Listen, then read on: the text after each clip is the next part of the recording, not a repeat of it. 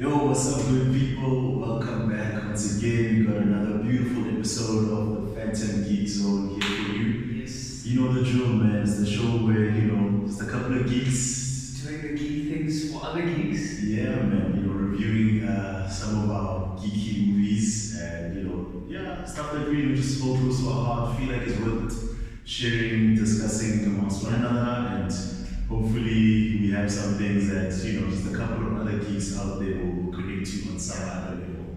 100%. And before we start, just to address the scene change, so I moved places, so this is why we're doing it indoors now and not on location. So this is the setting you see, and hopefully it will change over time. So as far as you're concerned, we've moved into an official studio. Yeah. I'll just leave it at that. And man, as always, I'm Izzy. I'm Riyaal. And this time around, we're going to be talking about the Justice League, the Snyder Cut. In case that needs to be clarified. Also known as Zack Snyder's Justice League. Yeah, because for those who are not aware, long story, very short. Each studio, right? Every time a movie is released, the studio has the final say. Yeah. Funny enough, I remember growing up as a kid, I always thought the director's the big guy. He's the big guy on set. But remember that movie is delivered to a studio, and in the studio, the producers are the big guys, and they have final say as far as what you are actually going to see on screen when you then go watch it at the cinema or stream it or whatever the case is. And interestingly enough, that's also why every now and then you'll have a movie whereby it'll say director's cut. It's because the producers always have final say, and now and then they'll say to the director, okay, you can then put together your version of it. So this time around, Justice League, Zack Snyder, he was the original writer and director, put the whole thing together. And along the lines, I actually don't know the specifics of it, but we'll just, say creative differences. Yeah. They got in the way, and the studio didn't want him involved anymore. And obviously, that tragic loss at home. Yeah, unfortunately for him, his daughter, committed suicide. And so we're taking time off to just take care of that. The studio also thought that, we just move in our own direction. And then they brought in Joss Whedon. You may remember as the writer and director of Avengers 1, Avengers 2. Okay. And back in the day, he did a little TV show called Buffy the Vampire Slayer. A little TV show. Yeah. He also did another one called Firefly, Okay. So cult classics, essentially. And generally in Hollywood, he was also known as a script doctor, which is a fun little fact that I discovered a couple of years ago. And the movie Speed with Keanu Reeves in the bus, he doctored the script. So you have your original script writer, and when they need to improve and change certain things, they call script doctors in. Well, we're going to charge him for malpractice on this one. Yeah. So that's the irony of this story, right? So with all those amazing credentials, this guy then is brought in to do a little more than just doctoring, kind of reshape Justice League to be more in line with what the studio wanted. Change the whole tone. And yes, what we got was a discount DC movie and an even bigger discount Marvel movie, so to speak. And look, they dropped that in the cinemas, and not a single person out there was happy to watch that. It's a Gucci, but spelled with one C. So like off brand, to say the least. And look, don't underestimate the geek culture. For those who may not be aware, there are a couple times in history where the geeks across the world will just unite for one particular goal, and they will get these big multi-billion-dollar studios to actually change their minds on sorts of things. So one of the examples in this case is with this very Justice League movie. Everyone was like, no guys, we didn't like what we had there, and we trust and believe in Zack Snyder and his vision, so we want to see what he had planned for us. So then the campaign started, #release the Snyder Cut. That was what beginning of lockdown. Yeah, so then it was before. And then I think lockdown probably took some place because now everyone is on the internet. So yeah, the studio caved and they allowed Zack Snyder to put his original cuts together.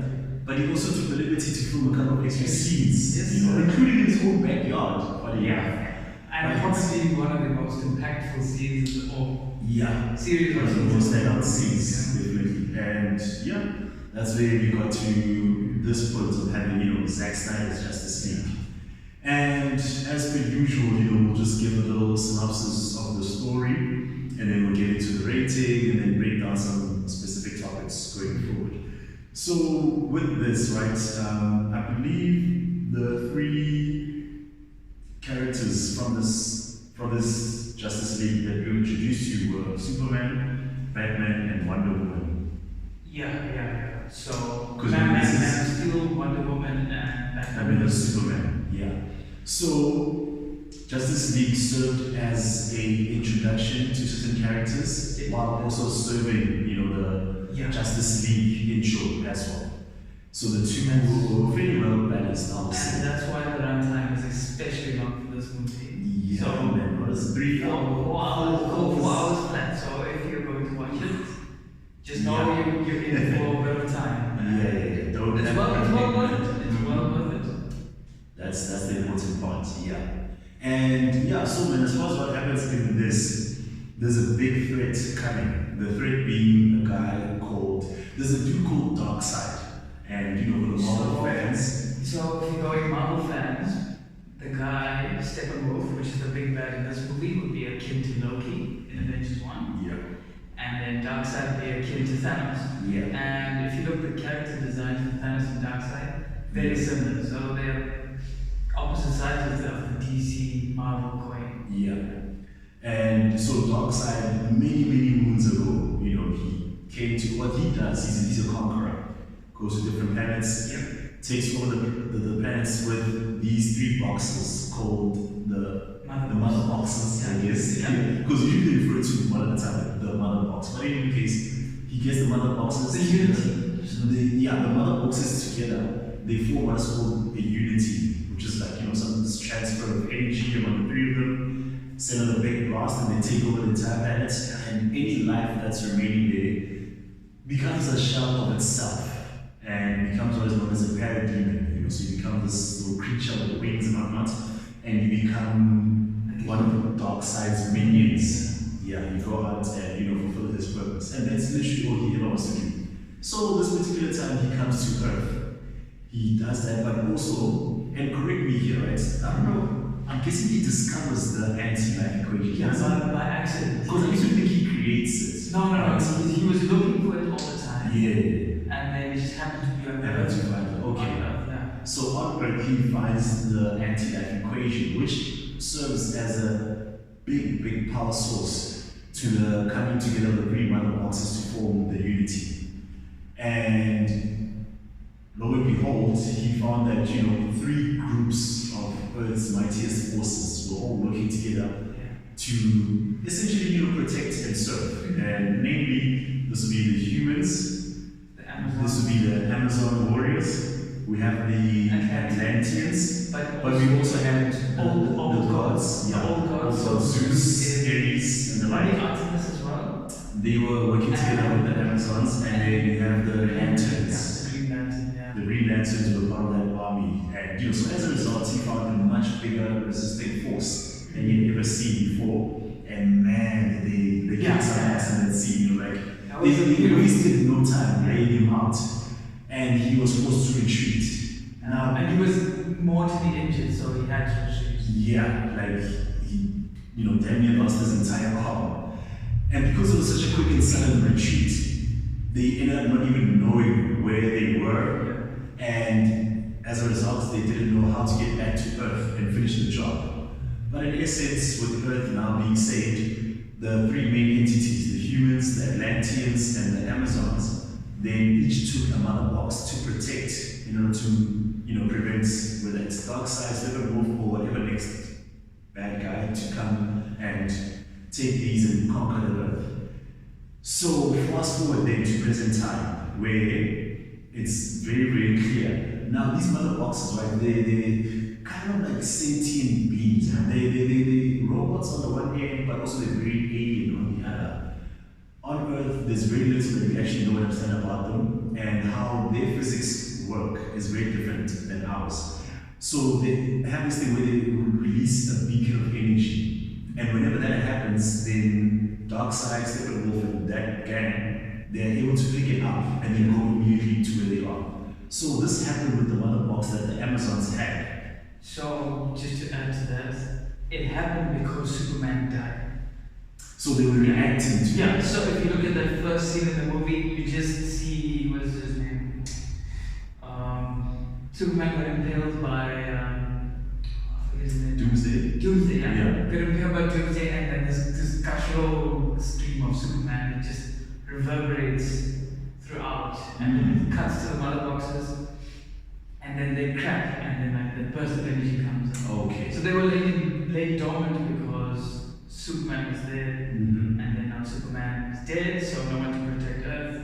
And then so there's a graphical yeah. Oh, okay. So it's more like oh shit, he's dead now. We can. Yeah. Now we can. Okay, cool. So that's when man set the first mother box off, and now Steppenwolf also wanted to prove himself, stepped into the scene, and again, an insane fight ensued. You know. Yeah. What an entrance for Steppenwolf. Yeah, definitely.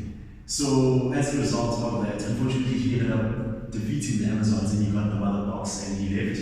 And now it's become official that okay, this new threat is real because we failed to defend this one mother box, and we need to do all that we can to ensure that the other two are protected. Then the Amazons sent a distress signal to alert Diana Prince, aka Wonder Woman, that hey, we need to be on guard. Now, at the same time, Batman, Bruce Wayne is also aware that there's some threats, that's come to Earth, and that's what triggers him to go and form the Justice League, or rather to rev it up, expedite the process, because he had been on the lookout for, Earth's mightiest heroes, essentially. And his job, and he even mentioned it like he was trying to keep them away. Now he's trying to bring them together. Yeah. Because he just always needed to know A, who's a possible local threat, and B, if shit were to go down, who can be called on to, unite and protect this Earth. So then now he gets to go into, recruiting the Justice League. They get to the point of also needing Superman, because as strong as they are, without Superman, they don't stand much of a chance. They get Superman into the mix. Steppenwolf also got a hold of all three mother boxes along the way. And he's now in the process of getting the unity going to take over Earth. With Justice League managed to put a stop to that, and then the heroes step in to save the day. So that's kind of the overarching synopsis of this. And again, with the 4-hour movie, you can understand why the synopsis alone is that long. So let's get right to it, man. What rating would you give this movie? 8.5. 8.5. 8.5. Yeah. Okay, cool. I think for me, I would give it a solid 8. Yeah. Like, without a doubt, I've seen it a couple of times at this point. Yeah. And each time I watch, I was impressed the first time around, but sometimes when I watch a movie, I don't always take that first instinct serious, because I'm like, it could be hype that's fueling it, it could be external opinions, that are tainting mine, but from the second viewing onwards, that's where I start to form an opinion I trust more. And so I was like, okay, cool, there really is something to this. And I'm at the point of literally calling it a masterpiece. Like, I can't fault it much. Exactly, yeah. It's not perfect, but it's not far. In terms of the DCEU, it is like the catalyst for the extended DCEU. Yes. It was the perfect catalyst, as opposed to what we got initially, which really wasn't anything at all. Yeah, so without a doubt, this movie was just, on a whole other level. And so for me, like I said, man, it's a solid 8.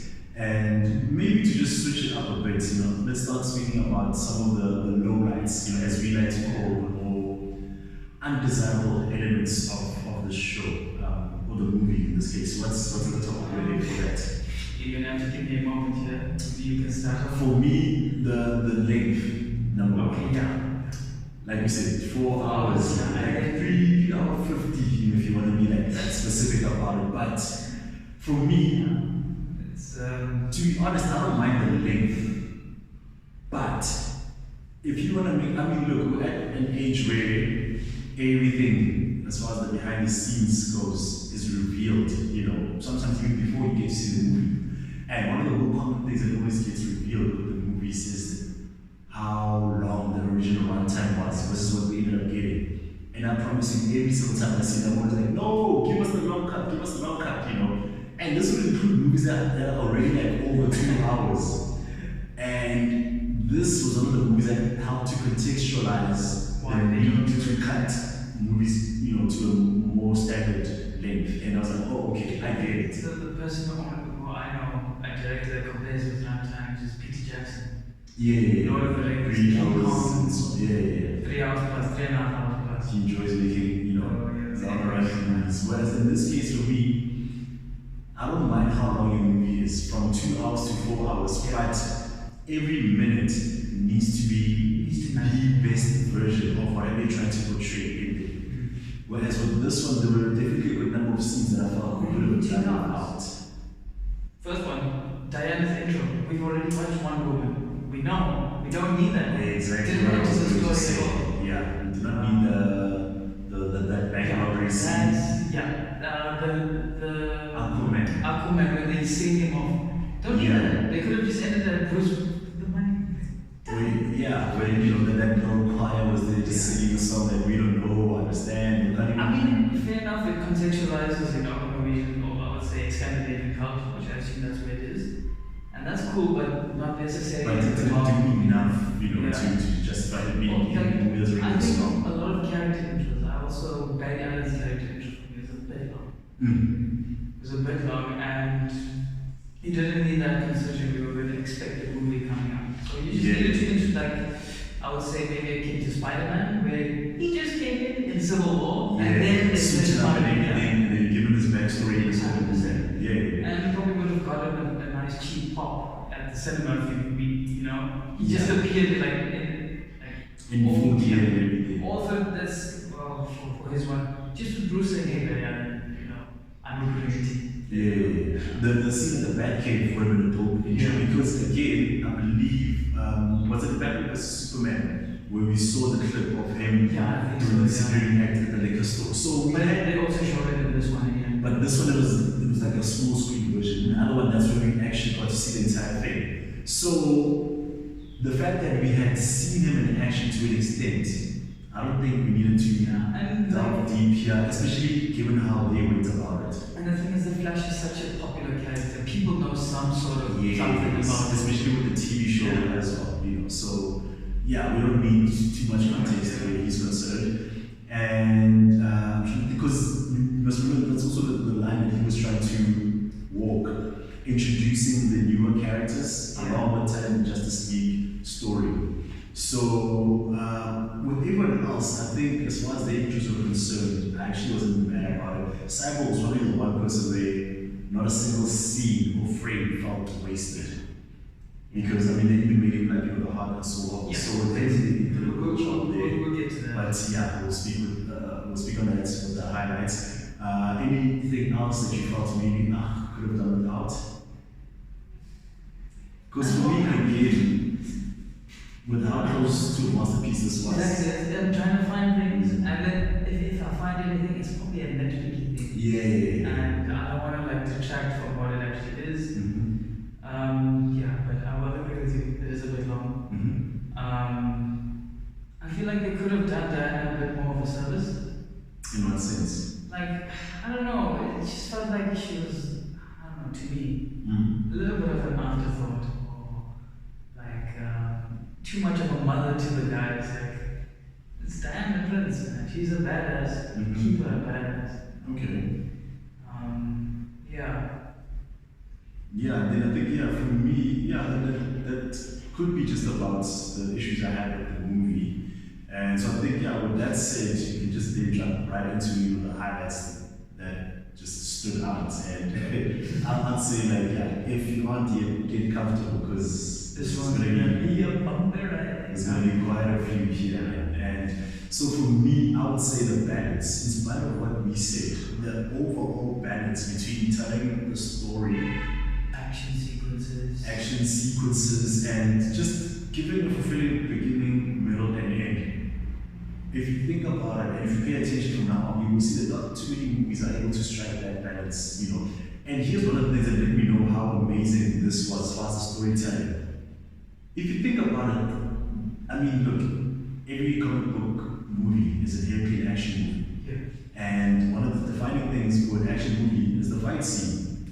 This movie didn't have that many fight scenes, number one. Number two, I don't even think it had that many great fight scenes. I think the one that obviously comes to mind is Superman's Resurrection.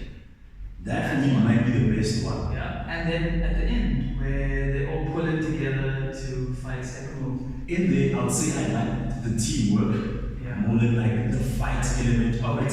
Yeah. Second place, I would have the ones with the Amazons. So between the ones with the Amazons and the one with the old gods. Yeah, I forgot about that. Yeah, for me they kind of on the same plane, you know.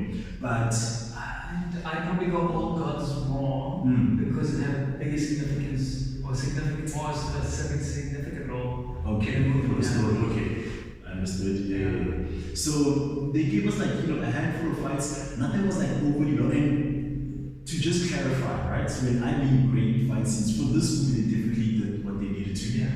I mean, in the general movie space, especially in this modern era where we are now kind of done with the quick cuts. Yeah. Where it's like, oh, camera here and then camera there, and you barely see what's going on. And we're done with the shaky cams also. And we have John Wick to thank for that. And changed the game. A lot of the close-up fight scenes that have taken prominence have changed the standard, you know, for what we've come to expect in a fight scene. Like actors and actresses are putting in the effort in their choreography, you know, the martial arts. And you must remember in Justice League dealing with super beings, whereas in any other movie, again, from John Wick all the way to, you know, Fast and Furious, at the end of the day, if you have a fight scene, the camera is up close, you see exactly where each enemy blow is going, and there's a lot of like agility, fun stunts in the mix, and that for me has become a quintessential fight scene, which is why like this movie wasn't quite on par with those type of fight scenes, but I won't be mad at it because the story packed quite a punch, you know. Packed a punch, and obviously we have to look at it from Snyder's eyes. It's a setup movie. It's not it's not the end all and be all. I definitely do get that, and also considering the fact that we're dealing with super beings in this case, so their fights are always going to be of a different sort. But yeah, now that we're talking about the fight scenes, going back to, you know, Superman's Resurrection, I loved that fight scene. Here's the other thing, right? I don't know if you recall, but with Superman, we know he's like the strongest being or whatever. But if you really think about it, we don't get too many displays of strength. As many Superman movies as we have. Like Christopher Reeve had like 4 on his own. Then, you know, Ben Around came in with Superman Returns. And then you had Man of Steel. Batman vs Superman. Batman vs Superman. You know, those are just the movies. There's a couple of TV shows in there as well. It's always the thing of he's so powerful, everything everyone else seems so minuscule. Usually his display of strength is, you know, lifting a mountain, swerving an airplane or a missile away from danger. I don't know who decided that that's a must for Superman movies, but literally every time Superman is in the mix, you always had him do one of the two, if not both. But anyway, none of those display how powerful he is. We accept it because we just know that, man, he's the most powerful. But in this one, they were like, we're going to show you just how powerful he is. A, and B, it's going to be towards his allies, you know. That whole sequence, I think I was watching it, it's part 5 or part 4, you know, it breaks up into parts and it says all the king's men. So Humpty Dumpty couldn't put Humpty Dumpty there. Talking about the resurrection. Yeah, even though he was put together, there were imperfections. And the thing is, the team knew, but they knew they had to have him anyway to win. Yes. That's how powerful he was. Even the 5 of them couldn't be stepping over though. Yeah, that was another thing. The fact that as strong and united as we are, we still need Superman. That already tells something. And then We're willing to bet it all. Yeah, because you're bringing someone from the dead, talking about a godlike being who knows what's going to happen. And we got to see a little taste of that, you know. Like for me, one of the stand-up moments was we always see and hear about the Superman punch, you know, just jumping down and hitting at your opponent. This guy, he did the Superman headbutt. Yeah. And what I love about it is how they built it up. Because who hit first? I think he hit first because it was him. Yeah, he hit Diana first. Diana came back, and then he's like, okay. And when they were hitting each other, they were like at eye level, facing each other, and then headbutt. Then this guy's like, man. Then he floats up, and then he's like, bam. And that for me, as minuscule as it may seem, it spoke volumes to his strength. There was also the speed element, because I mean, that whole head turn just like, oh yeah. The conversation always pops up, like, okay, Spider-Man, Flash, who's the fastest, you know, and bear in mind, Barry Allen, I mean, we haven't seen much of the Flash, but we know that in order to have an entire suit, and one that's made to withstand, you know, you growing the speed of light, literally faster. It means he's been doing this for quite a while. And every time he zips through a scene, everything and everyone else is just dead still. And it's lightning everywhere. And if you look at his expression, when Superman turns, when first his eyes turn. And that's the thing, he's busy with two other superhuman beings. And then he just turns his head, it's like, it started with his eye. He's got the side eye going, and Barry's already like, wait, what? And by the time he turned his head, it was tickets, you know. So that shows that, oh man, even speed-wise, this guy's on another level. And of course, just the fact that not a single person. I'm going to go so far as to say, not fully charged up. Of course, because he's still trying to figure out what's happening. There was a scene where when he donned his suit. Yeah. And he went up into the sun.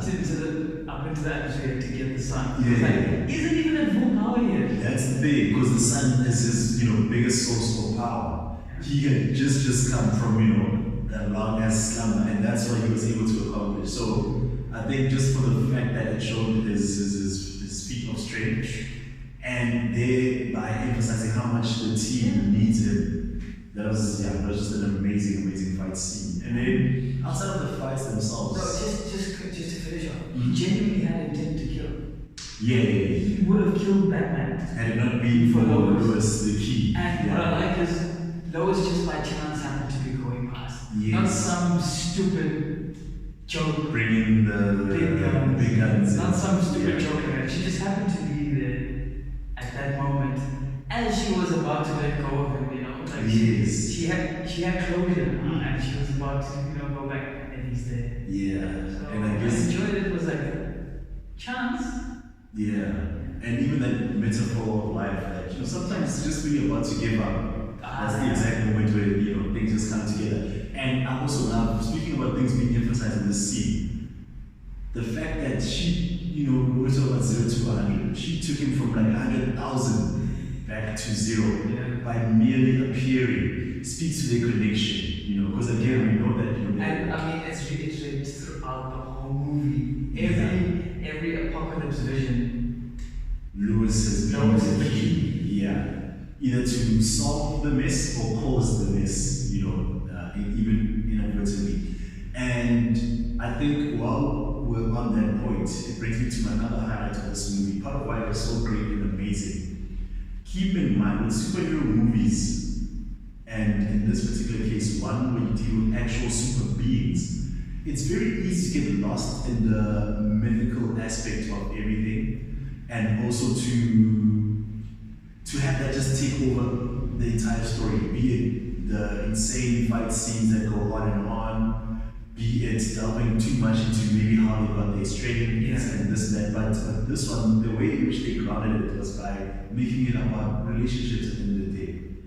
If you think about it, it's Lewis and Clark, how her life felt like it just can't really move forward without him. the element of her bringing him back to reality. Then Cyborg and his dad. Cyborg and his parents, you know, Cyborg and his dad. And Then the way they reconciling. talk about, before even the reconciliation, just firstly getting into the conflict, which is that his dad is always busy at work, never has time for his son. His mom was the person who's always available. The son and the mom get into an accident, the mom dies, the son almost dies, and then you see the love of father coming into play where he's like, I don't care that we are dealing with alien technology. I don't know what this is going to bring about. I just want My son might become some creature that's just soulless. And speaking of that, like I'll bring it up. Like that scene reminded me of Frankenstein's monster. Oh, okay. Yeah. So if you haven't read Frankenstein, shout out like OG sci-fi book.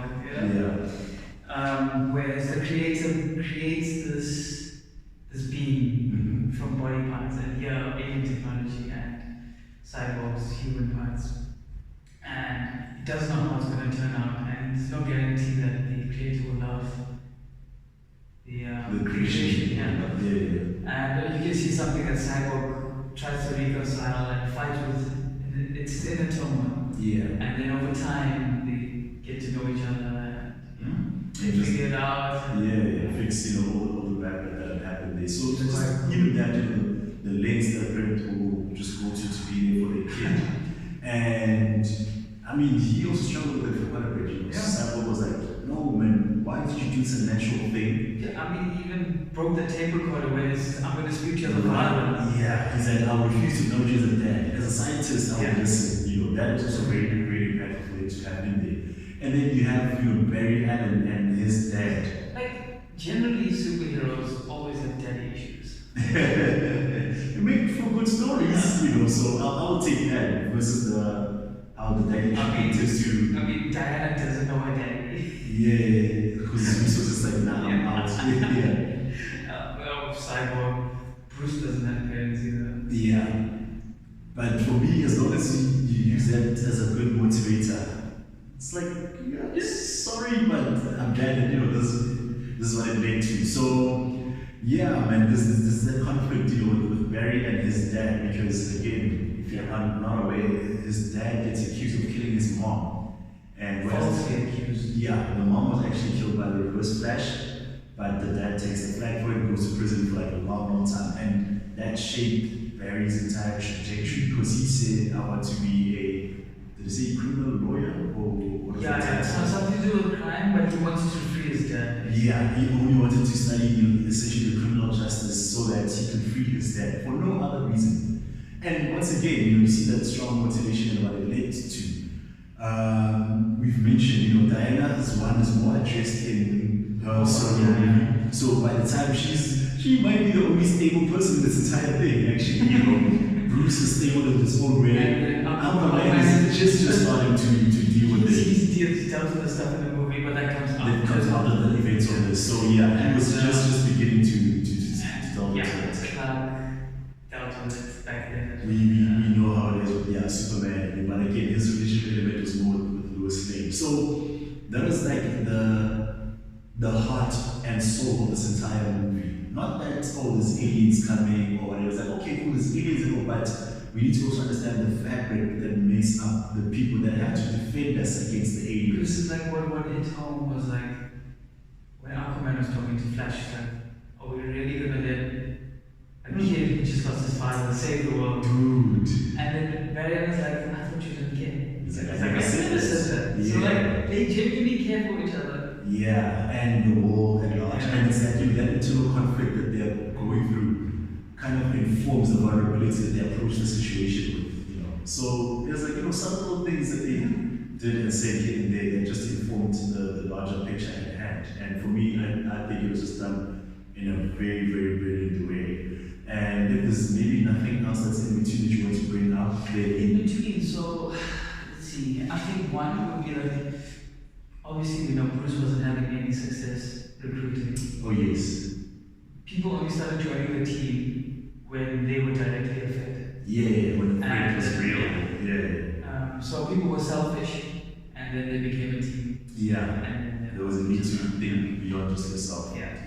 So I think it was a bit in between, but yeah.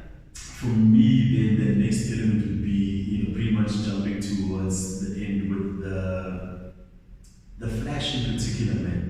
Like when he reversed time. Second time in that movie, actually. Which is the other. When they brought Superman back. Yeah, when he's thinking. I don't know if that was on purpose though. I don't know. I think it was just a consequence of the speed. But yeah. But what I mean is, as far as him actually going for it, particularly because from what he says, it seems like he was always aware that it's possible, but he's never done there was a fear in there. I don't know if it's yes, I don't know if it's a matter of having done it and realized what it could cause, but just him doing that, knowing the consequences. For instance, there was that the old school movie, which a lot of people tend to crap on now, but I'm like, hey guys, that movie raised me, so I'm gonna shoot a lot of bail. When he spun in reverse around the globe in order to reverse time. Wasn't that Superman? Yeah, Superman. Yeah. And he was laid down, and he spun The science is just backwards around the leaving the world room and change. so that he could reverse time. And for him, they were still like, no man, I'm trying to bring Lewis back. I don't care what. I don't even think there was anything to care about from this perspective. Whereas now with Barry, it's a more informed decision that, man, we don't know what could come from this, but the current alternative is not exactly ideal. So I'm just gonna go for that. And yeah, man, the way it was so beautiful, and of all things, it's just everything was coming back. Also focused on his dad in that moment where he's like, Dad, no matter what happens, let it be known that your son was courageous, your son was a part of this moment. And so that full circle thing, I'm like, oof. That actually hit pretty hard. And usually with these moments, it's all about, no, let's reverse so we can undo this and that's that. But I was like, no, man, this is speaking to so much more. And the intensity of that last fight as well, particularly when Superman was involved, because even though he was late to the party. Yeah. Bro, and then as soon as they action, and it just leaves a look. Like, this is the best you got. Something to represent the power of that axe. That's pretty much how they defeated Darkseid in the beginning. He was hit in the shoulder, like I said. I didn't realize that. Yes, his arm and shoulder nearly got torn off. And then Superman's like, now to have the exact same move be, ineffective with Superman, they'd be like, damn, you're like strong, so and like it really broke that, it's just like, just iced it out and then, blasted through like it was nothing. And another dope moment for me going back, I guess, Steppenwolf, man. Like, throughout this, right, I wouldn't say he was necessarily the driving force physically. It was more the idea that these people want to take over. That said, I actually liked him as a villain. He had a great motivation. He had a great motivation. It was his redemption story. Yes. And I liked him because he was menacing enough. Yeah. But you also know he's not the main villain, which I think was good as well. Someone else is overshadow. Yeah, the bigger threat. And bear in mind, man, one of the first things we saw was him defeating the Amazons, who we already know are like strong as hell. And he actually got the mother box. So from the get-go, they let you know that this is not the person to mess around with. So the entire time he then comes through and gets close to whether it's actually getting the mother box or trying to defeat someone, not to mention the fact that he actually got all three at every given moment, except maybe when he's talking to Darkseid or Darkseid's speaker. I think Darkseid, the only time he showed vulnerability was with Darkseid, when his armor came off. And we were baby face. I'll definitely get it back from you. I'll prove myself, I'll redeem myself. Aside from there, he was always just a badass. That attests to how strong Darkseid is. Exactly. As strong as Steppenwolf is, Darkseid is big. So for me, I definitely enjoyed that quite a lot. I don't know, man. Is there maybe any other standouts and for me, it was one of those things where, because of how captivating the story is, and I suppose this is also a highlight in its own right. It's so captivating that you aren't distracted by a lot of things, for better or for worse, within the movie. Some movies, when you watch them, along the way, you appreciate so many things as they happen. But with this, you're so caught in or caught by the story and entrenched in it that you just moving along, and the next thing you know, it's just done. So to be that captivating, I think it's just hella insane, man. It's hard to find movies like that. Yeah, without a doubt. And again, if you're not aware, long story short, the DC officers have gone through like a whole regime change of power and all that. And it seems like with the direction going forward, they aren't exactly going to use Zack Snyder, not his entire blueprint. They want to pick little pieces here and there and then create their own version going forward.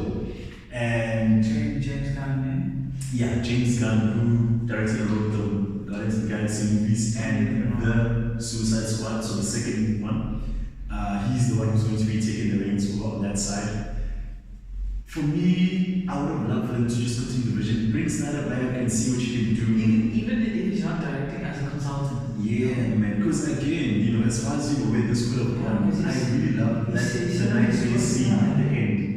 Because it's like, on the one hand, yes, the Justice League is just defeated this villain. And of course, it's such a contrast because you see Lex Luthor and Deathstroke talking or conspiring about killing Batman. Then the very next scene, it's Deathstroke and Batman talking to each other like friends. That's what I was getting at. You know, in the one movie when you see the team together, naturally you're thinking, oh, in the next one we're gonna fight a new bad guy together. But then there's a setup that down the line, maybe not too long from here, these guys are gonna be slashed in half, number one, number two. The enemies are gonna be pairing up with the good guys, clearly begrudgingly. Because you can tell that it's one of those we have no choice. With Joker and Batman and say it again. Yeah. I'll kill you. Dude. Don't get it wrong. I will kill you. Yes. The tension is there, especially when these guys are here because they have no other choice. And it's like, what in the world happened? What caused this? And this nightmare has been teased quite a bit. And across different characters because I think when they were bringing Superman back, the Kryptonian ship showed cyborg vision as well. Yeah. I think it was Diana being dead and Aquaman being dead, and that followed through into the end. Yeah. Where it's Mera instead of Aquaman, and Diana's nowhere to be seen. Yeah. And even after Superman came back, and there was a whole thing about how Batman said he had a vision where Barry Allen said Lois Lane is the key. But he said more than just. He thinks it's more than just about this, something down the line, you know. And so all of these little seeds have been planted like, from the get-go. It would have been nice to get that reward at the end. And it's cool, the nightmare scene actually name dropped the Robin, which is quite cool, Boy Wonder. Yes. And we saw his suit, remember? Yeah. The Joker's right about it better as Superman. Harley Quinn? Yeah, but obviously we've seen Harley Quinn in the Suicide Squad. Yes. No one else particularly, but then obviously Martian Manhunter does make a. Yeah, he was really being set up also to take a bigger role. Which was so cool because I know from previous experience or previous stuff I've watched, Superman considers Martian Manhunter stronger than him.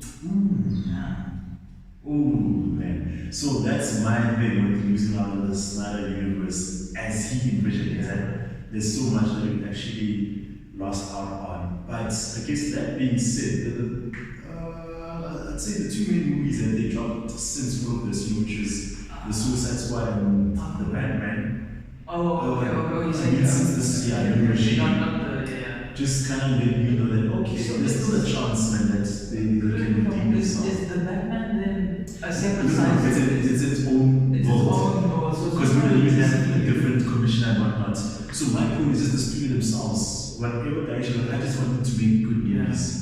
So it's sad that it feels like they're sticking to the tone they originally wanted, more older teenagers, adult-based tone, darker themes.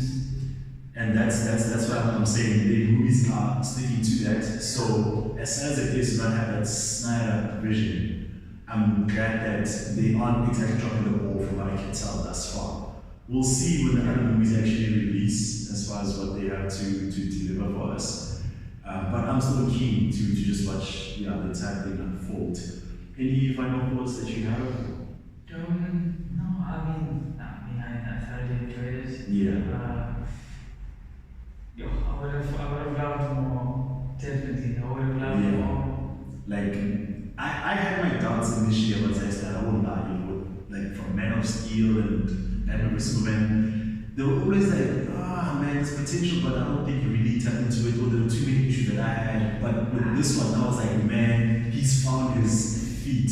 Because again, going back to what I was saying at the beginning, studio interference would have had a lot to do with that as well. But don't get me wrong, like at the time when I watched Man of Steel, I haven't rewatched it in a while. I Yeah. enjoyed it for what it was. It was different, like. The It's tone, not, yes. It's not Superman with red trunks on the outside. Like, it's, Superman had to kill people to save, or had to kill Kryptonians to save his home. Like, Yeah. which is what I like heroes doing things that not necessarily in their value system, Yeah. but doing the right thing, not doing the moral thing. Yeah, what the situation actually calls for. Yeah, so like I said, I really made my doubts, but I got to the point that I really, really loved what he was doing, and then now they just yanked him away from us. I'm still gonna hold out hope though that he'll come back in some of the capacity somewhere down the line. So we'll just have to wait and see. Any other final thoughts? I mean, what did you think about the black suit? The black suit. Yeah. For me, I don't know, I think it's more a CGI thing as opposed to like the actual design of the suits. They always just seem to be like lacking a little something, man, when I see them. The best suit for me was Batman's suit. Okay, And but Batman's suit is not CGI. that's what I'm saying. The CGI element takes away from the realness of it. But that aside, I did like the suit. Yeah, it just gave you this feel. I don't even know what the feeling is, but just the fact that it wasn't like, oh, he's gone and he's back again. Something was a little different about him. I definitely enjoyed that. You? Yeah, no, I liked what it represented. Like, it's not Superman. Yeah. It's definitely not the one we know and love. I would have loved to see what exactly it means, because I feel like almost got like a teaser of this version of Superman. And then in the Nightmare, he's wearing his blue and red. Yeah, but clearly he's like a completely different human there. So I like that they touched on different shades of Superman instead of the typical. He's not just goody. All American. They show that no, there's complexity to this guy. I'm not much his physical strength, like I said, but even on the more emotional side of But it. what I also liked was, I liked how Bruce Wayne just owned it that he was rich.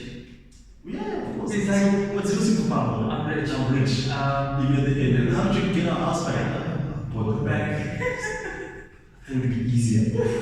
That's the line for me, like, man, yeah. And all the little toys and gadgets that he has, like, he's like, no, unexplained. I'm like, he was 5,000, how about 25 we speak right now? And there was I was like, here's the cash. Like, it's nothing. They were in this dope ass Mercedes, with the suicide doors, the butterfly doors, and then he's like, we'll talk about it on the plane. I'm like, oh, so you haven't seen? Was like, how many? You have a satellite? No, I have 6. Dude, Like, yeah. I like that he leaned into it. It's like, because really it's just there, but he almost never acknowledges it in the other movie. So yeah, I also enjoyed that they really went for it. And again, I guess it's essentially a low light for me, but I hate how this is. Well, not really. At the time, it was our last time seeing Ben Affleck's Batman, but they're gonna get him back in. It's an Aquaman, I think. oh, is it? Okay. I think they did say that somewhere in one of the other movies, or The Flash, he might just make a little appearance. And I hope that it will build up to a full-fledged movie, because I feel he has a chance to be the best Batman. And like I said, his suit was the best for me in this movie, but across all Batman, actually, I love this suit the most, because I don't know if it's maybe his plot as to it, but I feel like they always have this thing about Batman looking intimidating. It's only him that I have that feeling with. But everybody else, too, though. that's what I'm saying, his plot might be adding on to it, I don't care, but essentially he's the only Batman I actually fear. If I were to see the other Batman, I'll be like, what was wrong? I'll be weirded out more than anything. But with him out there, then I'm running and I'm not going to stay to find out or hear anything, But yeah, for my side, I'm just about to ties it all together. Yeah. And That's good. yeah, man. So again, you know, in the comments, they definitely let us know Yeah, if you what your thoughts definitely- about the stuff. If you agree or disagree, doesn't matter. We'll definitely respond and have a fun little Yeah, back and forth. your thoughts. Let us know if we missed anything. You know, it's a long movie, so Yeah, it's probable. And just man, keep engaging with the material, and you know, definitely if you have not, you know, punch through and then subscribe and 100%. share with the people, spread the word, because we, for what it's worth, we have to set an acknowledgement that we do see that more and more people are jumping onto the platform. And when we say we like to chase the craft, not the views. Not the crowd, the craft, not the crowd, and every last one of yours, we we appreciate it. appreciate it. Yeah. And I think for our next one, probably the new Black Panther. Yeah, we're touching on that one, so stay tuned to see what our Keep thoughts an eye out for are. that one. Yeah. Alright, thanks guys. Peace.